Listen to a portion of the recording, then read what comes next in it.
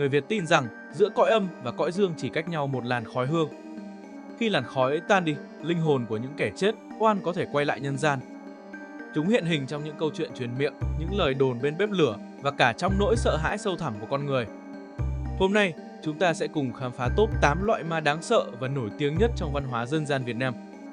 Những linh hồn mang theo oán hận, đói khát và nỗi cô đơn của cõi âm.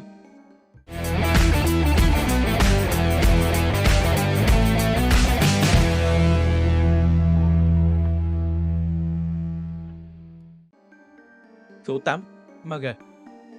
Ma gà là loại tà ma đáng sợ nhất vùng núi phía Bắc, đặc biệt trong các câu chuyện của người Mông. Người ta tin rằng ma gà có thể được người khác gửi đi để hại đối thủ. Khi bị ma gà ẵm, nạn nhân sẽ liên tục ốm yếu, mê sảng, nghe tiếng gà gáy lạ giữa đêm mà không thấy con gà nào. Ma gà thường nhập vào giấc mơ, khiến người bị hại mất dần sinh khí cho đến khi kiệt quệ. Chỉ thầy cúng cao tay mới có thể trục được ma gà ra khỏi thân thể. Ma Long, đến đây chơi với tụi tôi. Ở đây Số 7. có bánh kẹo nè. Ma lon là truyền thuyết nổi tiếng và rùng rợn ở miền Tây Nam Bộ. Người ta kể rằng để nuôi ma lon, người ta lấy một chiếc lon, cho vào đó tóc, máu hoặc hình nhân rồi yểm bùa để giam giữ linh hồn người chết bên trong. Người nuôi ma lon có thể cầu tiền tài hoặc báo thù, nhưng nếu không cúng đủ, linh hồn ấy sẽ nổi giận và quay lại giết chính chủ nhân. Dân gian nói rằng ma lon càng được nuôi lâu thì càng mạnh, nhưng chủ nhân thì càng mất dần nhân tính. Số 6. Ma chành. Ma chành là một trong những truyền thuyết cổ nhất của Việt Nam. Theo người xưa, ma chành là linh hồn của người bị hổ ăn thịt. Vì xác bị tha đi, không ai chôn cất, linh hồn họ không thể siêu thoát. Ma chành lang thang trong rừng, cất tiếng gọi như người quen để dụ người sống đi lạc. Khi ai đó trả lời, họ sẽ bị dắt đến nơi hổ đang rình sẵn. Người đi rừng xưa luôn dặn nhau, nghe tiếng gọi lạ thì tuyệt đối không đáp lại, kẻo bị ma chành dắt vào chỗ chết. Số 5. Ma ra. Ma ra là hồn của những người chết đuối, chết bất ngờ dưới sông, hồ hoặc giếng sâu. Vì xác không được vớt lên, linh hồn mắc kẹt mãi dưới nước, không thể đầu thai. Người ta kể rằng khi có người xuống tắm, ma ra sẽ kéo chân họ xuống để thế chỗ cho mình được lên bờ. Đến nay, ở nhiều vùng quê vẫn còn tục kiêng không gọi tên nhau khi tắm sông vì sợ ma ra nghe thấy và tìm đến.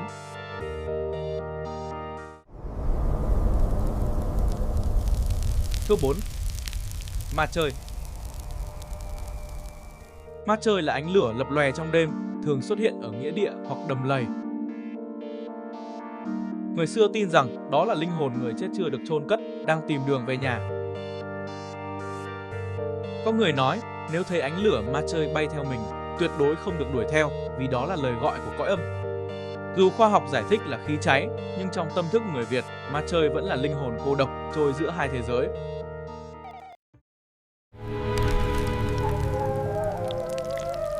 Số 7. Ma lầy. Ma lầy là truyền thuyết kinh dị nổi tiếng ở vùng núi và Tây Nguyên. Người ta tin rằng ma lầy là người bị yểm bùa, ban đêm đầu tách khỏi thân, kéo theo dải ruột đỏ rực bay đi hút máu người khác. Khi trời sáng, chiếc đầu ấy lại quay về nhập vào thân thể, sống như người bình thường. Chỉ có điều, người bị nghi là ma lầy thường xanh xao, yếu ớt và rất sợ ánh sáng. Trong dân gian vẫn còn lưu truyền câu nói, ai gặp ma lầy mà chưa chết thì coi như đã thấy ranh giới của cõi âm.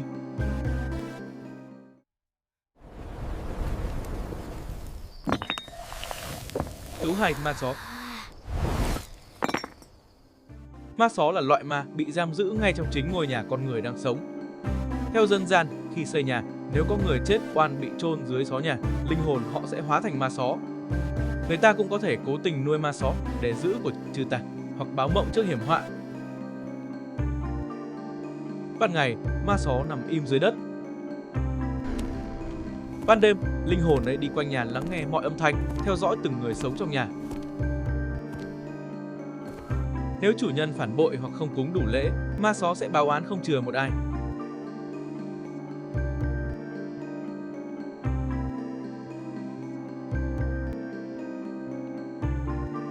Số 1. Cái ma nữ.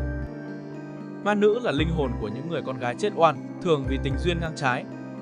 Họ đẹp nhưng mang oán khí nặng nề. Người ta kể rằng vào đêm trăng sáng, ma nữ hiện lên bên bờ sông, tóc xõa, áo trắng, cất tiếng hát buồn gọi người đi đường. Ai chót dừng lại sẽ bị dẫn xuống nước hoặc chết vì hoảng sợ. Trong văn hóa dân gian, ma nữ là hình ảnh vừa đáng thương, vừa đáng sợ, tượng trưng cho những linh hồn không bao giờ được yên nghỉ. Vậy là chúng ta đã đi qua toàn bộ danh sách 8 con ma nổi tiếng nhất Việt Nam. 8 loại ma này không chỉ là những câu chuyện rùng rợn.